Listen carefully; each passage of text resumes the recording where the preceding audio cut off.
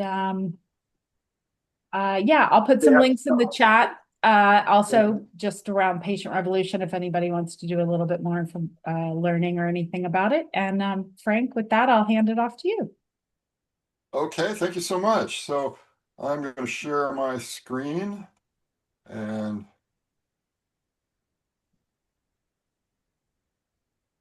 make this work here. Aha. Okay. So everybody see my title there?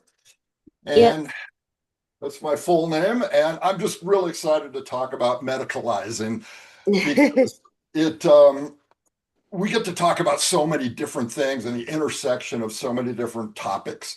And I think it's really rich. So I'm excited. And I want to start with a little bit of origin story here. This is Stanford University, the program in human biology. And when I started in this program, they gave us a little bit of background about how it came to be. And the story they said was the people at the medical schools were starting to complain because the students that were coming into their programs were just extremely intelligent with things like biochemistry, genetics, physiology, biomechanics, all of the technical skills, but they seem to be deficient in understanding how people work. And so they tasked Stanford with putting together a program, the human biology program, that was designed to be more holistic. And I think it was. It was quite a good program. And my professors had some really big picture ideas about how the human animal works. So I really enjoyed that. And then from there, I went on to have a climbing career. And this is relevant because you learn a lot about the human body and the human animal when you do one of these things. You get up on one of these mountains and you are tested, you are stressed, and you think maybe you aren't going to make it, but you do. And then you walk away with this really powerful appreciation for how strong the human body really is, how capable it is. And that's our innate ability to do things that maybe you wouldn't even imagine otherwise. So this was extremely influential for me. Then I went to Africa and I was lucky to go out with the Hadza Bushmen of Tanzania. And this was quite exciting, but it also fired my imagination about medicine because these people essentially have no medicine. They may have had a tribal shaman, they might have a nonprofit come through their region every now and then, but basically they're living without medical care. And that is historically normal for humans. That's how we've lived for most of our time on Earth. And so you're exposed and you have to be strong and you have to be athletic. And this is us. This is our condition. And then I came back and I got involved in the health and fitness programs. And right away, I noticed that no matter what product or service or program that you're offering, there was always this warning label. And I found it to be such an odd thing because physical movement is so fundamental to being human. It's so fundamental to who we are. And it's almost entirely health promoting across the board. So why do we include this warning? Why do we medicalize something that's intrinsically health positive? And obviously, it's a legal consideration, but it's a lot more than that. I think this inspires a lot of fear in people, and it discourages people from taking part in movement programs. So then I run into this guy, Ivan Illich, and his book Limits to Medicine. Writing back in the 1980s, he started to become a critic of the medical system. And his fear was that the medical orientation would leapfrog over the native capabilities of the human body. and it would kind of obscure our natural innate powers. And imagine what he would write today. I mean, this was early on, and now things have just become so much more medicalized. Here's how he put it.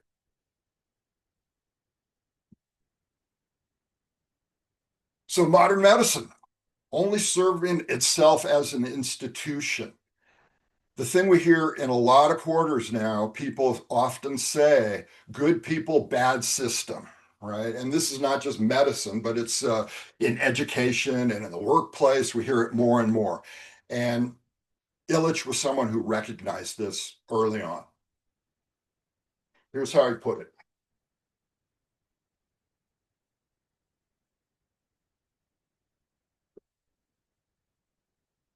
So the key word here is dependence, dependence on professional intervention. And what that does, it decreases the organic and psychological coping ability of ordinary people. And I think he was right, because the more you rely on someone else, the less you pay attention to your own capabilities. That's medicalization. If you're an economist, you always talk about displacement costs. In other words, if you're doing one thing, there's something else that you're not doing. And you could say the same about modern medicine. The more we pay attention to the medicalized qualities of the human body, the less we pay attention to our native capabilities.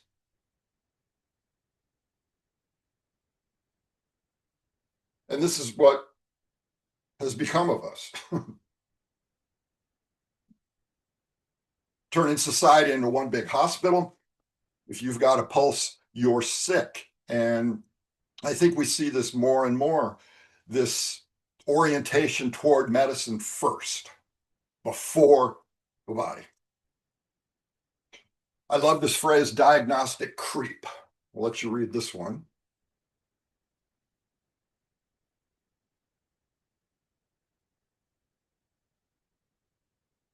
Everyone has something wrong with them.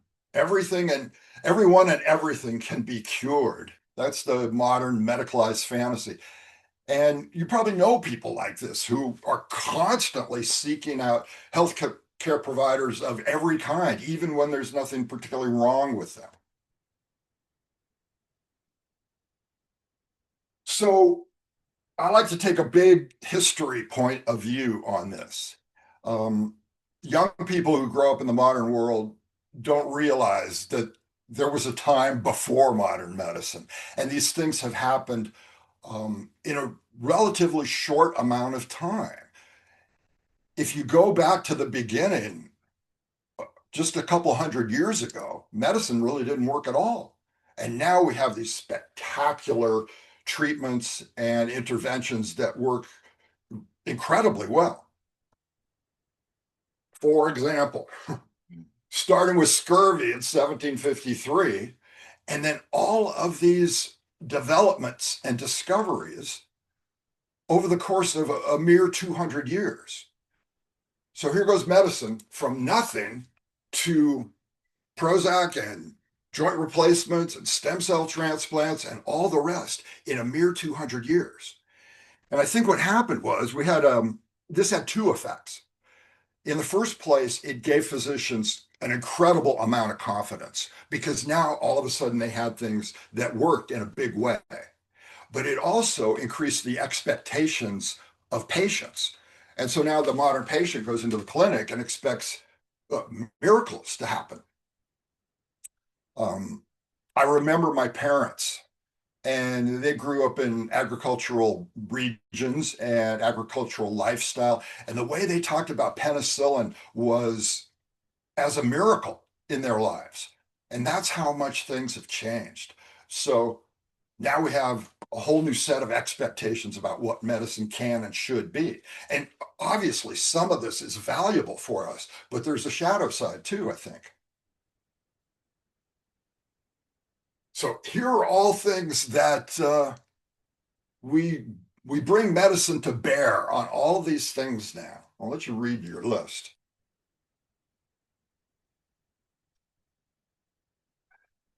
And we could spend days talking about all of this here, but the one I want to highlight is aging, because we tend to see that as a disease now in the modern world.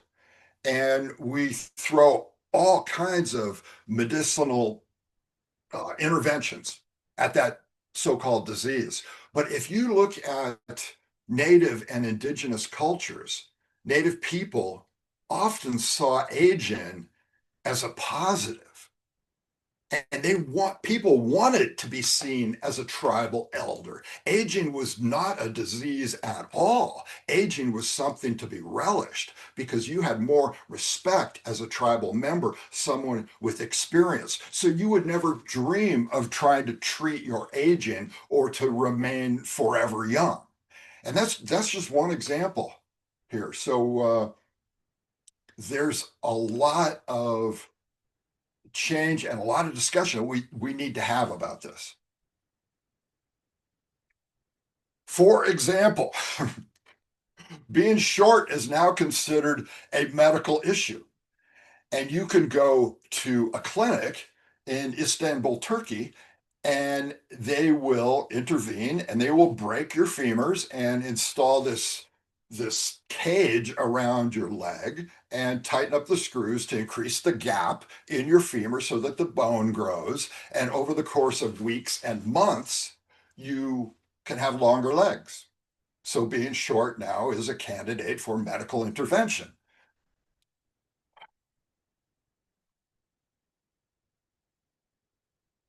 Likewise, a lot of people complain about having a sleep disorder, and this is considered to be an epidemic now. And all our popular lifestyle publications have articles now about how to sleep better, how to get over your sleep disorder, and whatnot. But context matters here. So the book on the right, Elizabeth Marshall Thomas, she grew up with the Kalahari Bushmen in South Africa. Her father was an anthropologist, and she talks about sleep among the Kalahari. And there were no sleep disorders among these people because there was no stigma attached to sleep. There was no structure to it. People just slept whenever they wanted to. And so context matters. On the left, you have a historian who went through went through letters and journals of people in the Middle Ages before artificial light. And he found a different pattern of sleep. He found that people would go to bed early, they would sleep for a few hours, they would get up in the middle of the night, and then they would go back to sleep later. So there was a short sleep and a long sleep. Almost everybody got up in the middle of the night. That was considered normal. That was not considered a sleep disorder. So once again, context matters, culture matters. Now, medical marketing and advertising. The United States and New Zealand are the only countries in the world that allow this direct to consumer advertising. And that's bound to have an effect on popular consciousness. So I think there's three effects that you can see here with this widespread advertising. Not only do these ads advertise the cure, but they also advertise the disease itself, and they also advertise the medical system itself, the medical model itself. And so that contributes to medicalization.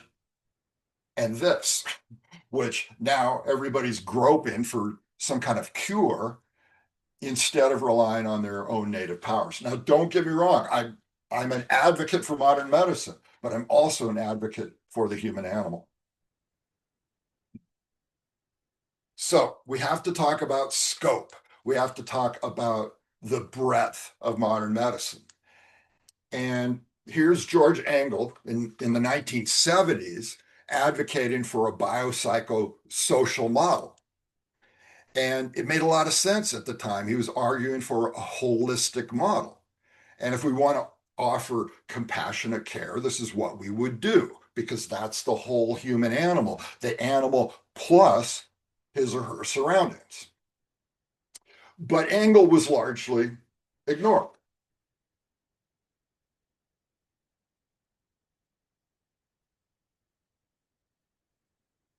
So now we have the bio model, especially in the world of mental health, and we don't even do that very well because it's a very narrow slice of biology. We don't take the larger world into account. And this cartoon, I think, is a perfect illustration of that. So this is the big wildfires that took place in Australia a few years ago.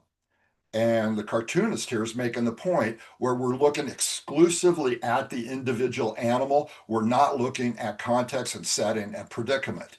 And that is bound to lead to errors in our perspective and the way we deliver medicine.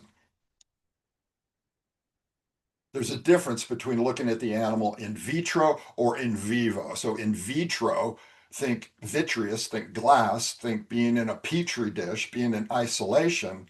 What we really need to do is look at the animal in vivo, within the living. And this is part of our problem here. So it's the context that gives us a lot of our suffering and a lot of our afflictions. And if we ignore this, if we simply focus on the animal in isolation, we're bound to get it wrong. And this is very much like blaming the victim. We don't take the larger setting into account. But if we're going to deliver compassionate care, we have to do that. Here's another big picture view. So Michael Marmot, an epidemiologist, looking at health outcomes in comparison to social rank around the world. And he found that health follows a social gradient, that people who are of high rank are usually of better health than people who are of low rank. And this is a lot more than just having access to gym memberships or organic food. This is about stress and power and control in the world. So the way I put it, I say cortisol flows downhill, money and power flow uphill. And that is very much a medical issue for people. So too is natural light. So you've got light coming into your eyes, into your brain. There's a master clock in your brain, and then all of the organs in your body have these subordinate clocks that need to be synchronized if you are to be of good health. So natural light being extremely powerful, and yet we pretty much ignore it. I've never had a physician ask me about natural light. And yet that is at least as powerful as a lot of the other interventions that we call for. Autonomic nervous system, life in the modern world, the mixed messages that we get, this is a health concern as well. And it's yet another thing that we don't take very seriously. Here is Robert Sapolsky. If you don't know him, you got to know him because he's a leading figure in the world of neurobiology. He talks about the autonomic nervous system, and the way he puts it, two branches. We usually talk about the fight flight system, but he describes it as the emergency action system. And then on the other side, the rest and digest system, which he describes as long term rebuilding projects. And I think that's a better descriptor. What most people fail to realize, everybody's heard of fight flight and rest and digest, but most people fail to realize how powerful this is in our health and in medical care as well. Every cell in the body, every organ, every tissue is influenced by the autonomic system. And we don't give it the attention that it deserves. We need to be teachers of this. The other name to know is Antonovsky. This guy was a Israeli sociologist, and he was a student of the Holocaust, and he was really interested in the origins of health and what is it that lies upstream for people's lives and people's bodies. And his conclusion was this sense of coherence was fundamental. And if you feel that reality is reliable and coherent, then your body is simply going to work better. And this is fundamental, especially for patient revolution and conversations about compassionate care, because we need to go towards this state of coherence for people. The three key words here: comprehensible, manageable, and meaningful. If we could create that in our people, then we will have done our work. The other big name to know here, Herbert Benson. And he was an early guy in the world of mind body medicine. And the story here is interesting because he had some journalists ask him about his methods and whether they were conventional or alternative. And he resisted those pigeonholes. He said, I don't work with those pigeonholes. He said, it's all about agency. And there's only two kinds of medical care. There is medical care that is done to us or by us. That was his distinction. And I was jumping up and down when I heard this, because it rearranges our understanding of medicine. Things that are done to us include things like surgery or chemotherapy, but they also include things like chiropractic or massage therapy. And things that are done by us, well, that would be exercise and maybe meditation, dietary changes, that kind of thing, lifestyle changes. And the problem of medicalization is that more and more people have come to believe that medicine is exclusively something done to us. So we go to the doctor's office, we go to the clinic, and we say, do something to me. I've even seen people go to the gym and talk to a personal trainer with the expectation, do something to me, right? And so what Benson would say, we need to develop methods that are done by us. Those are equally important. And all of this circles back to this distinction. Technicians, we need technicians, absolutely. It's if you are having a placement or a stent in your heart, something like that, you want somebody who's done the procedure a bunch of times. You want a good technician, absolutely. But we also need teachers, and that's where I see a big deficit, because the medical community has largely abdicated this role. And so now, if you want to learn about your body or your relationship to your body, you have to go to a personal trainer, you have to go to a yoga teacher, or maybe a health coach, a stress management person. And physicians simply don't do this very much anymore. And that's, I think, a tragedy. And this goes all the way back to Hippocrates, right? The greatest medicine, teach people how not to need it. You wonder what he would be saying in today's world now. And speaking of teaching, we need to remind people what keeps them alive. These, at least by my reckoning, these are the three life support systems that surround the human body: habitat, people, and some sense of meaning and purpose. That's what keeps us alive. And yet, very few people in the modern world have an appreciation for this simple thing. What keeps them alive? We need reminders and guidance on this. And speaking of teaching, people need to hear these messages. People need to hear this is part of compassionate care. And I've never heard this kind of narrative from a physician. I've heard this from nurses, and I've heard it from personal trainers, but not from physicians.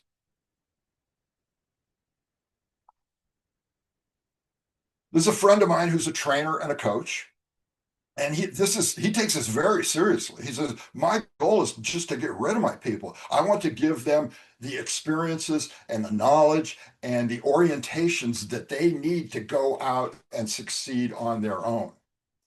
And you might question his business model, but he is really sincere in what he does, and he gets good results.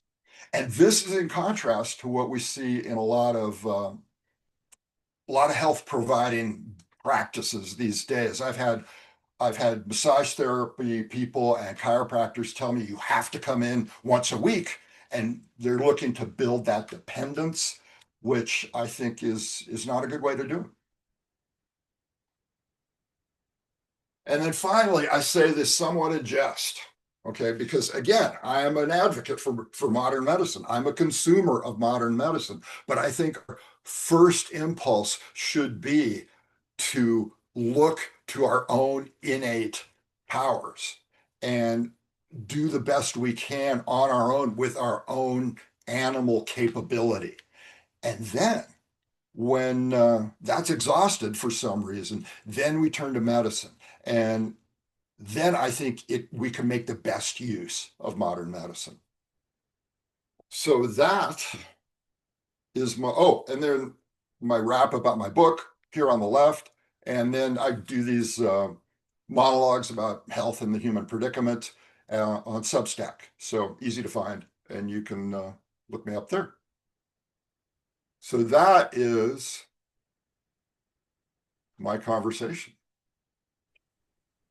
And I'm thinking that people will have something to say about this.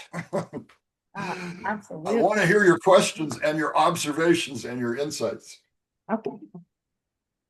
Excellent. I have some thoughts, but we can open it up if anyone wants to raise their hands.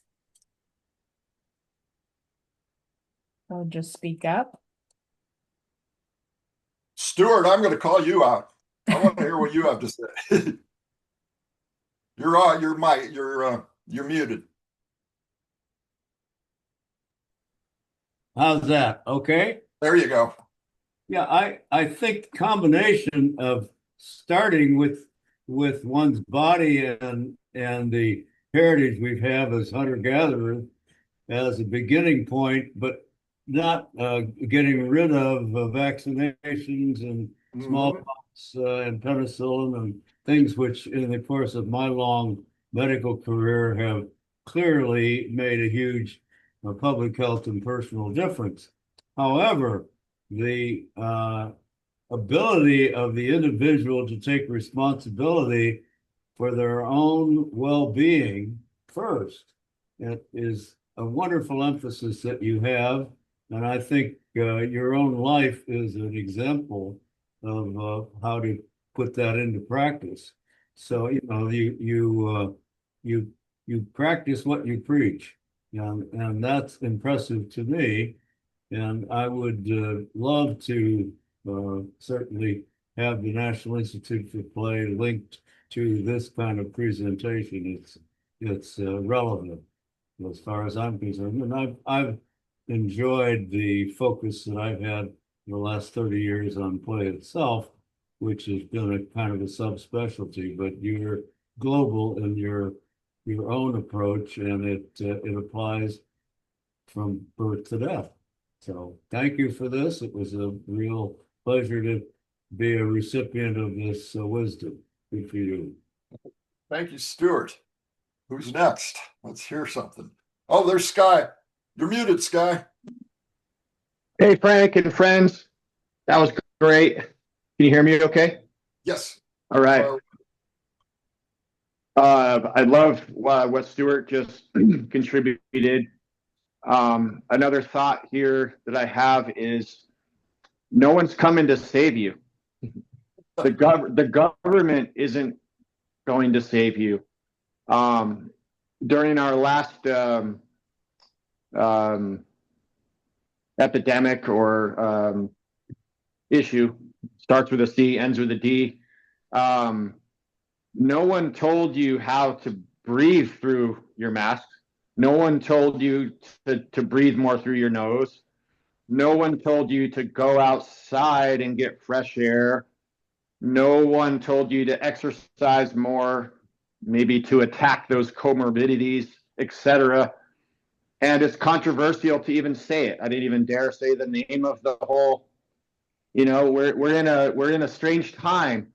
So that's a thing. We are our own, in many ways, medical establishments. Also controversial to say, but I feel moving forward, the real symbiosis is entities potentially like the platform we're on right now, that actually could be an advocate for humans. Like, okay, maybe get fresh air and light and sun. And I'm a health professional and I can say that, speaking as a health professional, I am not. So that's something I wanted to bring up. And then also, you touched on the fresh air and the light and the sun and the basically circadian rhythm that we're naturally wired to. And I think that's another elephant in the room that we do normalize, especially in the academia and higher level occupations, or however you want to put it. We normalize indoor culture. And I think we definitely need to, even on Zoom calls, when I lead them myself, I generally do a warm up and like, hey, let's get up and stretch. And I know you do the same, Frank. I've been involved in those, that you've done those. So just wanted to share that as well. We all have the ability to change culture, even amongst the people that aren't carpenters or whatever, that are inside all day. We have the ability to address outdoor living. So anyway, I'm rambling. Thank you so much, Frank. And Yeah. Molly, would you like to go next? Hi. I'm happy to be here, by the way. So I have three things I was thinking about here, and they're gonna be, or they might be, a little controversial. But it seems like everyone's all right with that anyway. So the first thing, I am a sociology major, so I think in those terms a lot, especially when it comes to money and economics. Um, if you follow the money, which drives the economy, what drives the economy more than pharmaceutical and insurance and companies? And I used to work with managing AR for hospitals and clinics in a few states. The thing is when people are, so we talk about preventative care, right? But people who don't have the money or even people who have insurance, the fact that we have a word called underinsured is sad to me, because if you have insurance, then you should be able to visit a doctor when you need to. But people are going to wait until they absolutely have to be seen, and usually that is by the time that they have to be seen, they're in dire straits, because they don't want to go to the doctor when they're feeling well. Why would they do that? So I also see it as a means keeping people sick, poor, and not educated. I don't want to say stupid because that sounds terrible and elitist. But it's a really easy way of controlling a population. And then the last thing, we do now as a culture, ourselves, we want a quick fix and because immediate gratification, which comes from a lot of different sources. But the internet and algorithms don't help that at all. But so a quick fix would be medication. You go to the doctor, they give you a prescription, and it should be fixed. And I think that might be influencing the expectation as a patient who does see a doctor. Now, sometimes as what I have to really weigh the balance of, is this medication going to make me sicker than my actual illness? We have to think about that too. I think about that all the time. So, but those are really the thoughts that I had regarding practice. So thank you. Thank you. Yeah, yeah. That's great. One of the reasons that I was excited for Frank to give this talk is because I think and I'll post some things in the chat for people to check out, but it dovetails with one of the ideas that Patient Revolution kind of has in relationship to careful and kind care, which is what we call common care, and is the idea that it sort of recognizes that the type of care that clinical care, professionalized care that we may need, that would make up a lot of careful and kind care, is likely to maybe at different rhythms and intervals, but it may involve more time, more continuity, the ability for patients and clinicians to kind of know each other, to not see our care episodes as quite so transactional, but to recognize that, care is something that happens over time, especially when we're talking about people who are living with chronic conditions.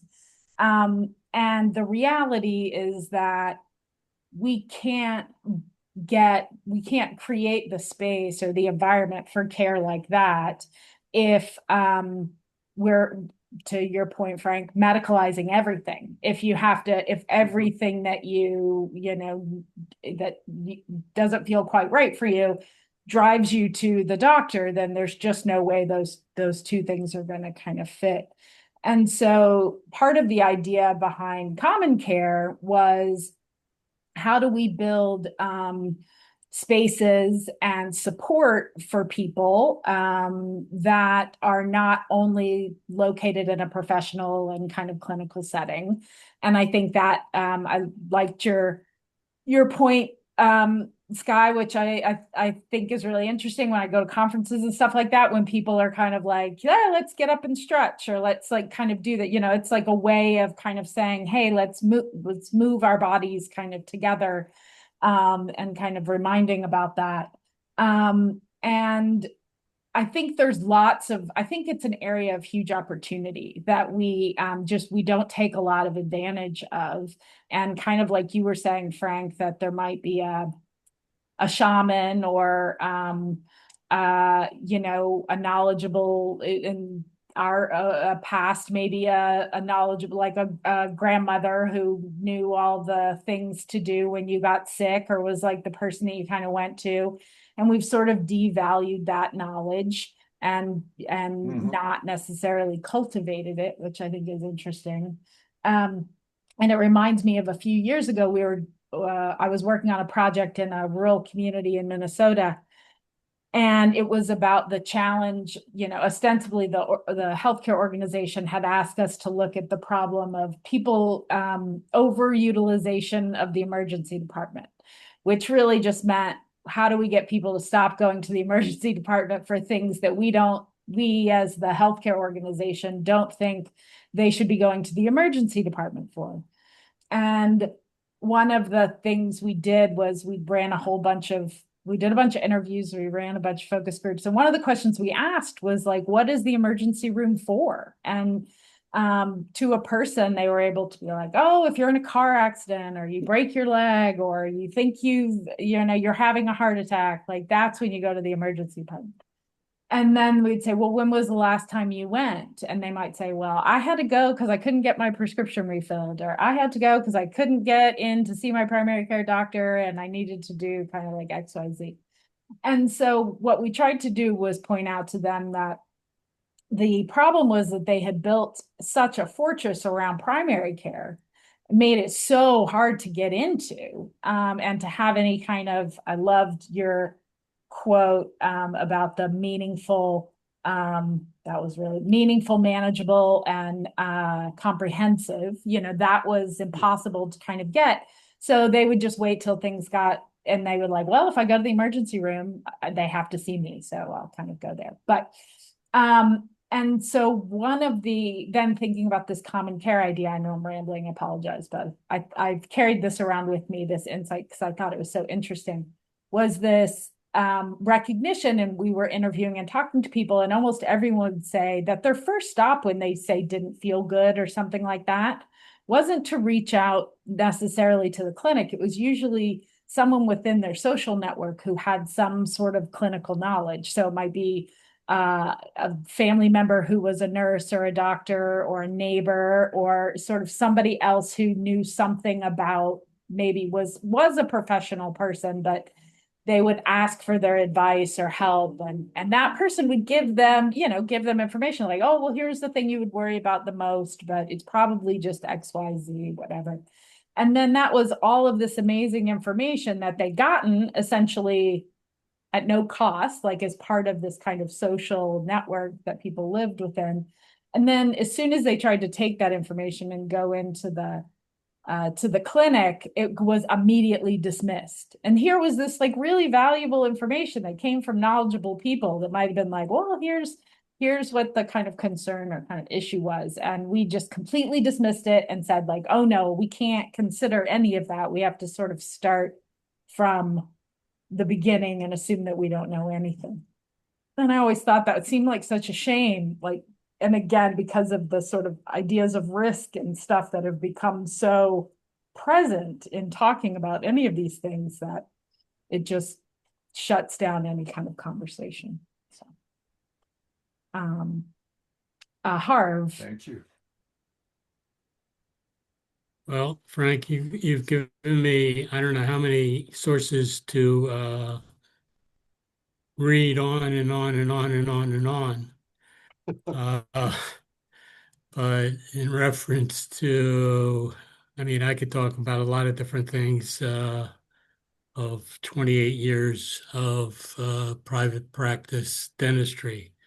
Maggie just touched on the ED. I'm still active and a lifetime member in the New Jersey Dental Association, in the ADA, but not practicing for the last 28 years. But people, one thing in the background or the scope of the ED for dental emergencies, that is definitely the wrong place that you want to go. You're going to sit around and wait, and all they're going to do is give you pain medication, because there is nobody in the emergency department, unless a hospital does have a dental department attached to it.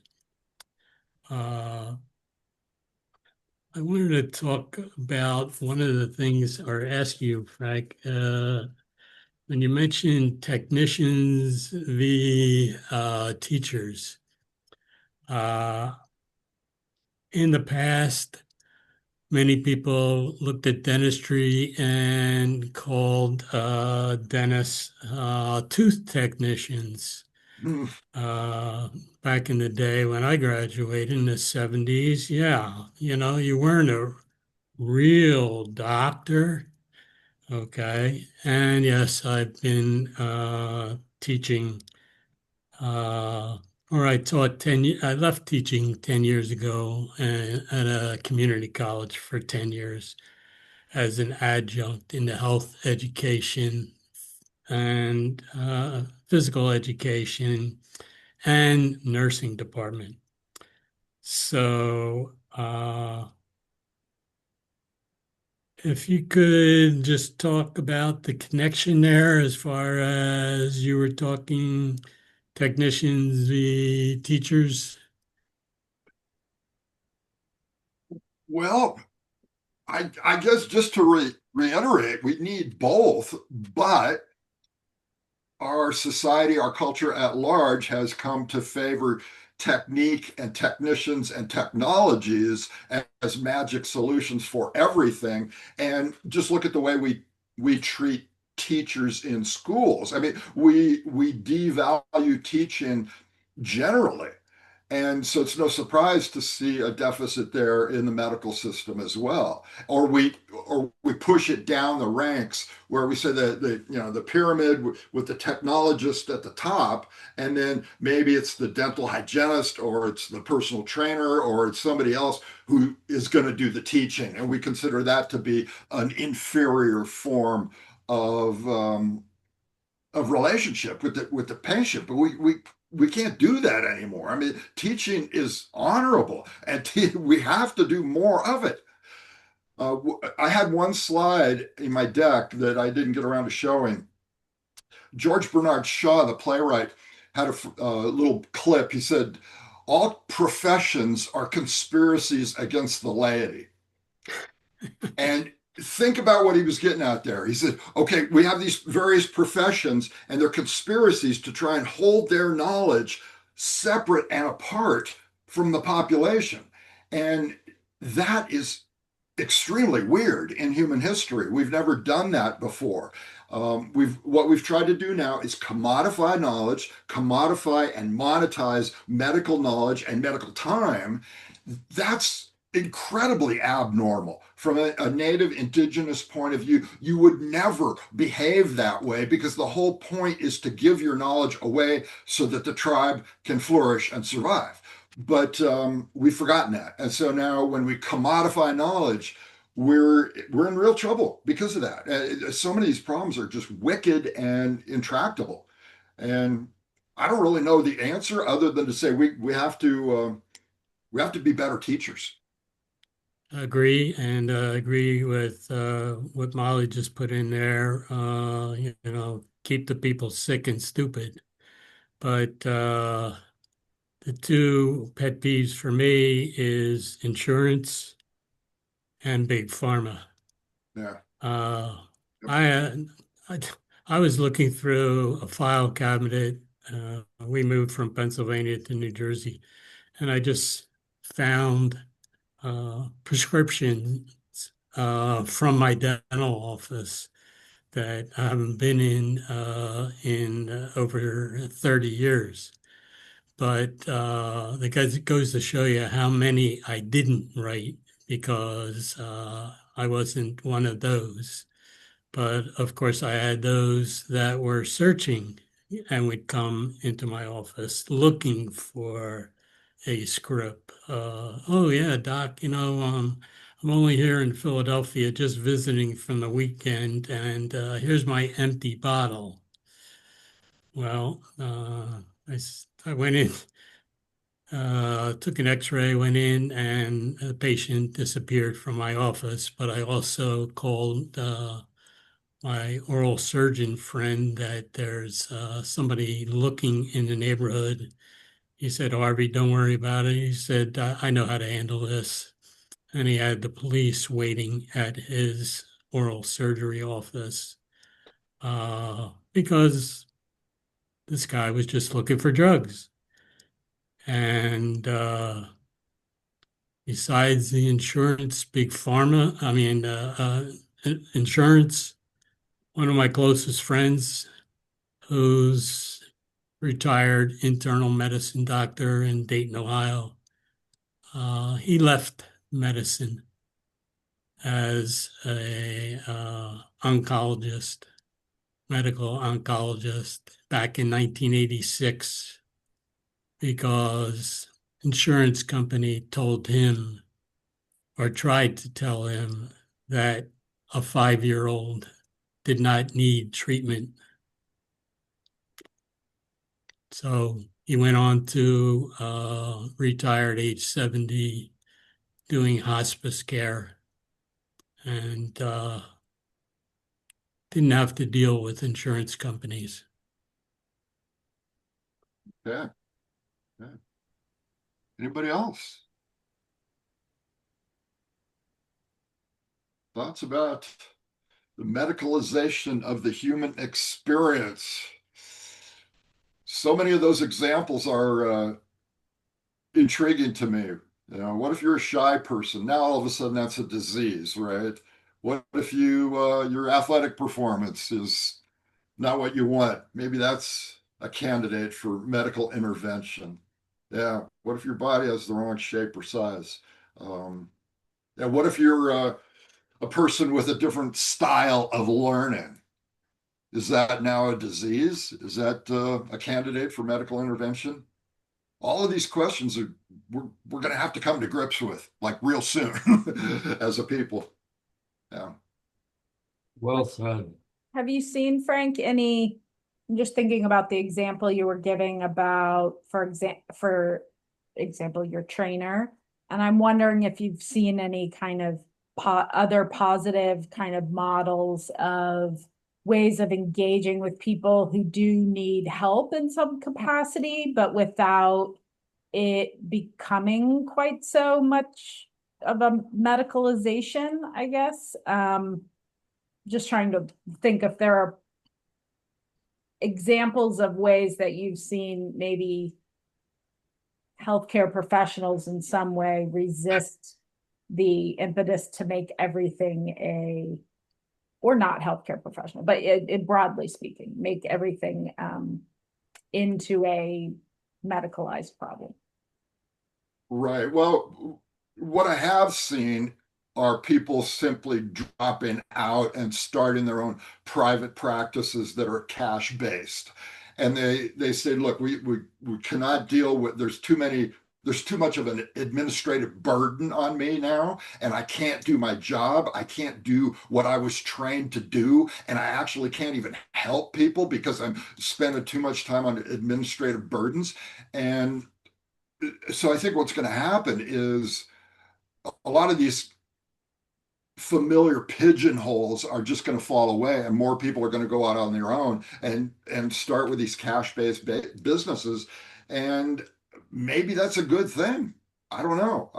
I guess the system needs to stay in place for some time to deliver the highly technical things, but for less technical medicine, yeah, there's plenty of people who can step up and do that. So that's what I try and do. One of our other fellows, she wasn't able to make it today, but she reached out and she has done a lot of work training and around doulas. And I think doulas seem like an interesting role within that kind of healthcare system that sort of straddles a little bit, maybe in some instances, some of the things that you're talking about. So I'm hoping that we can get Amy to maybe come and give a talk about that as well. But it struck her in the newsletter that she got yesterday talking about this, that was another kind of extension or example of common care that might be in some ways a model for, support and care without it being professionalized care necessarily. So. Right. And then, I think there's two levels of change we could look for here. One is the big changes to how the money works and the economy and the insurance and big pharma and everything else. But then there's little tiny things that we can do. And I had a couple of experiences with nurses. So I was going in for surgery. Nurse comes by and she pays attention to me and says, "Hey, you've got this. You're a strong person. You can do this." And that took less than 10 seconds of her time. And yet that made an enormous difference in my experience. So even though we're living under this huge burden of administration and systems now, we can still do those humane things. And that's what people crave. Yeah.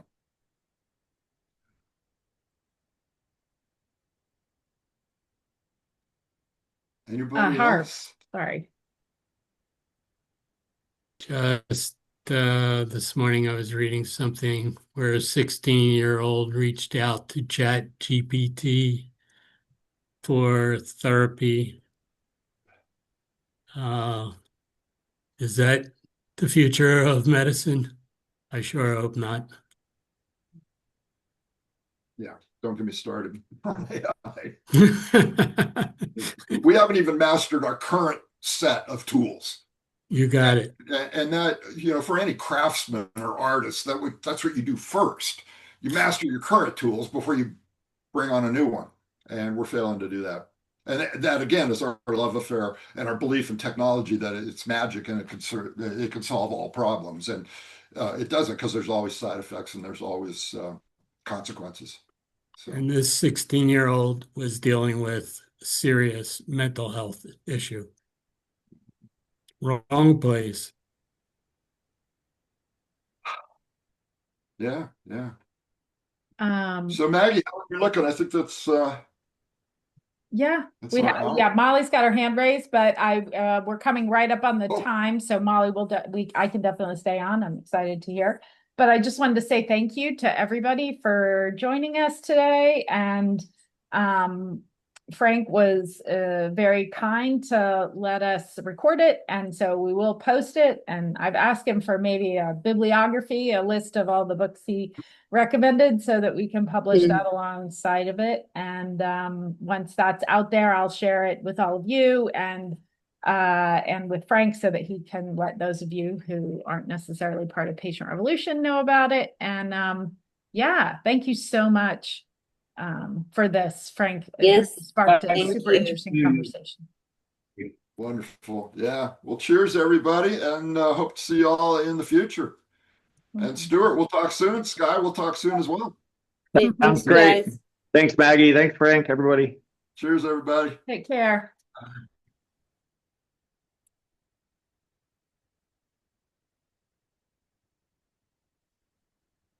Are we logging off? We are, but I'm happy to, if there was anything else you wanted to share or ask or anything, Molly. Oh, it was just sorry, I feel like I'm talking a lot. I just get really like amped up about this stuff. But when he was saying, the industrialization of it, which